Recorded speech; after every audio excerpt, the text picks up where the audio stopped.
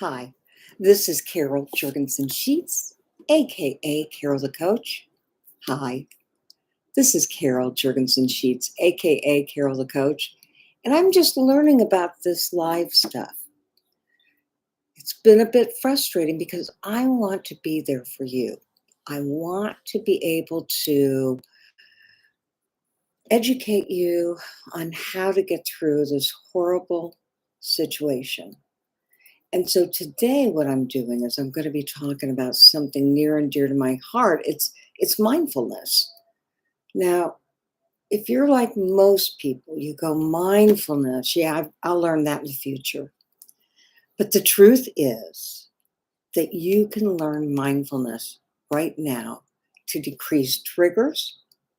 And if you're an addict, to decrease that heart thumping and pounding feeling you have when you watch her being so dysregulated.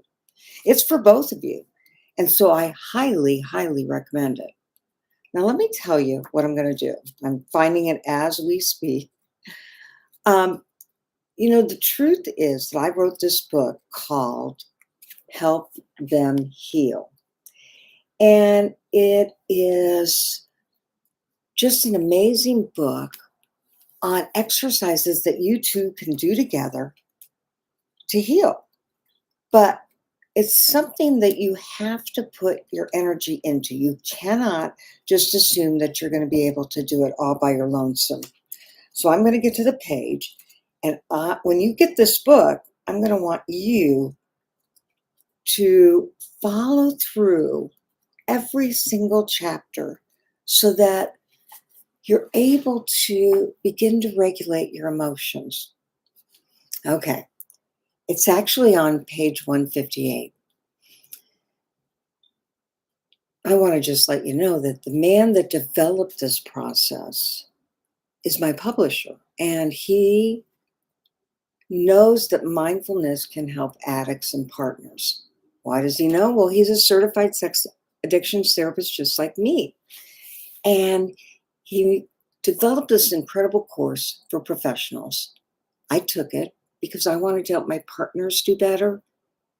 And then I found out it was great for the addict too.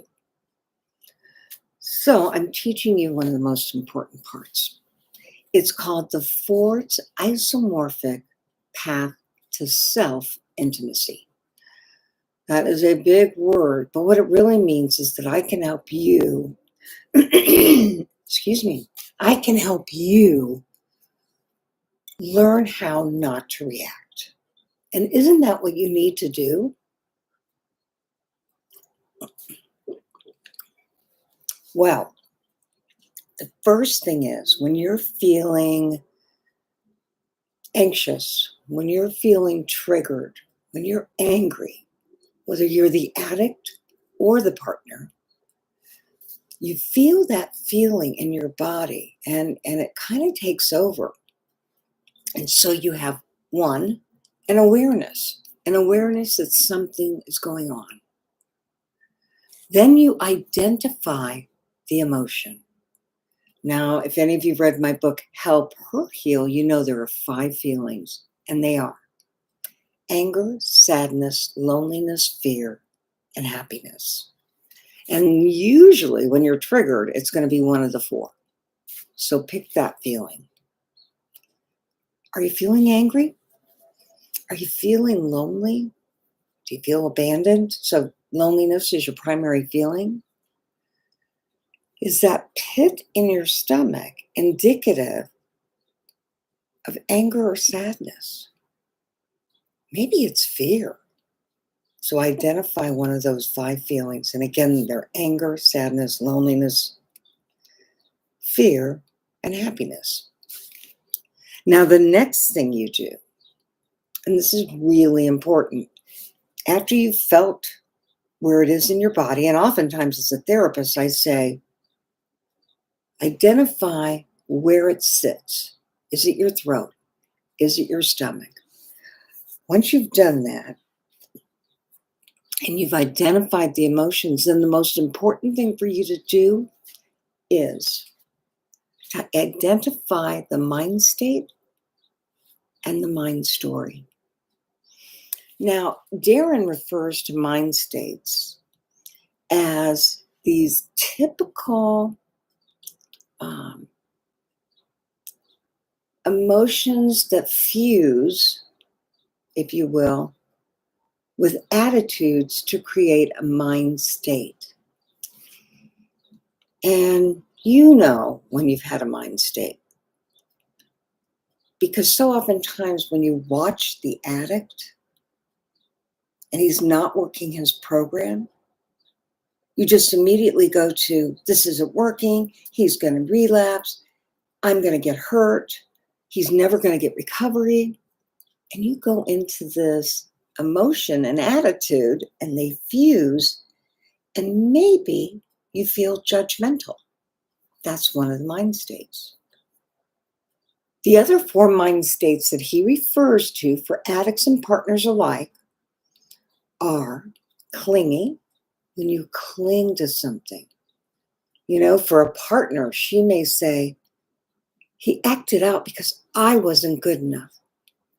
We weren't good enough in bed. I didn't look the way he wanted me to look. When actually, if you cling to that thought, I'm here to tell you, there is no information that supports that. It had nothing to do with your body. It had nothing to do with your sex life. His addiction started before he even met you. So don't cling to that thought, because that thought's not going to help you. Another mind state is adversive. Adversive is a type of avoidance. When you're adverse to something, you don't want it. You know, again, for a partner, you may say, I cannot believe that we will ever get through this, nor will I be able to trust him again. Well, that's protective. It keeps you safe, but it keeps you disconnected. It's adversive. Now, how does an addict have an adversive mind state? Well, that's when he thinks something may be too tough. He may not want to follow my 8 recovery tools because he believes that it's too much. It takes too much time. It's not going to work. We have this saying that addicts of all kinds, drugs, alcohol, whatever, they think they're special. I promise you, as an addict, if you follow the recovery tools that I've listed in several of my podcasts and YouTube series, you will find recovery. But if you push away the experts' tools to help you, you're going to stay fixed in a mind state and a mind story that keeps you from finding recovery. Okay, so we've talked about adversive. We've talked about judgmental. We've talked about clingy. The two other mind states that are so important in remembering that are negative, because there are positive mind states too, happen to really deal with your ability to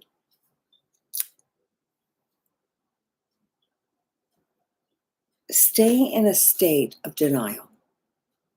One is denial, the other is delusional. Now, denial might show up for an addict when he thinks he can look at Victoria's Secret models, and he doesn't think that's pornography. Well, it isn't pornography, but his mind does not know the difference. His reward center lights up as if he were looking at pornography. So he's in denial, and he'll stay in that place and not get healthy.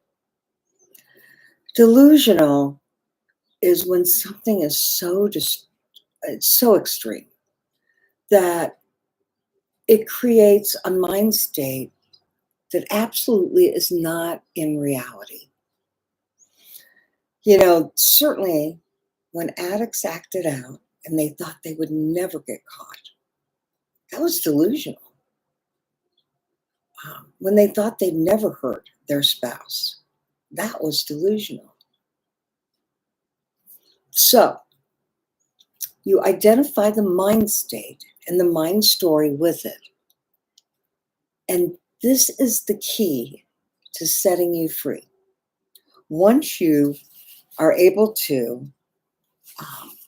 identify what mind state and what mind stories are there for you, you get to practice mindfulness by going to, I am distressed. I do feel it in my body. It is linked to anger. And I know that this is a natural part of my emotions about this situation. And I'm going to sit here with it. And instead of fighting it, I'm going to just kind of accept it, because it's going to tell me that I need to do something positive. What do you need to do? Well, you definitely need to go into a constructive compassion. And constructive compassion is when you say, what do I need right now? I'm going to take a few deep breaths. I'm going to have a sip of coffee.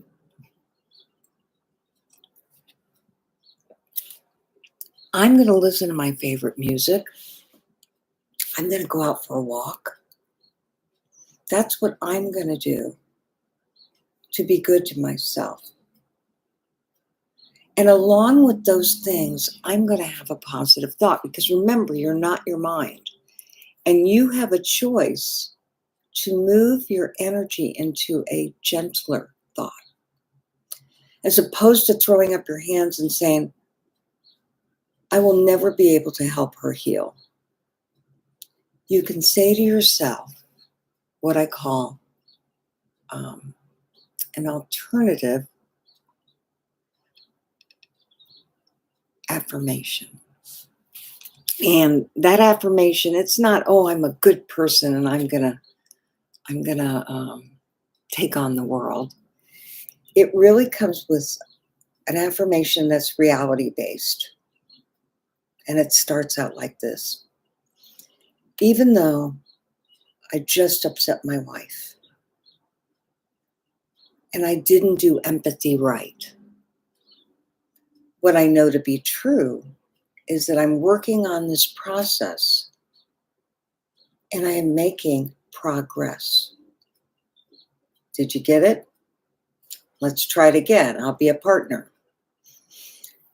Even though I woke up 4 times in the middle of the night in a feeling of terror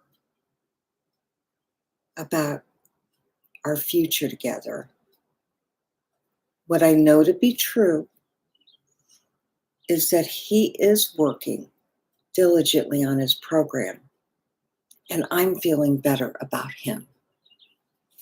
Okay, constructive compassion, followed by or preceded by intentional self-care.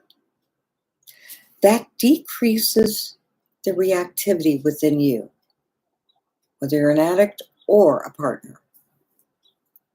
And then the state of equanimity is established. That's a big word that means you just kind of sink into a calm composure. And life is what it is. And you're going to be okay no matter what. And when you can have an equanimous relationship with yourself, wow, you have achieved mindfulness. So get a piece of paper, listen to this video again, put those parts together and start practicing. And next time, I'm going to talk to you about intimacy for others with Darren Ford's Isomorphic path to intimacy with someone you love.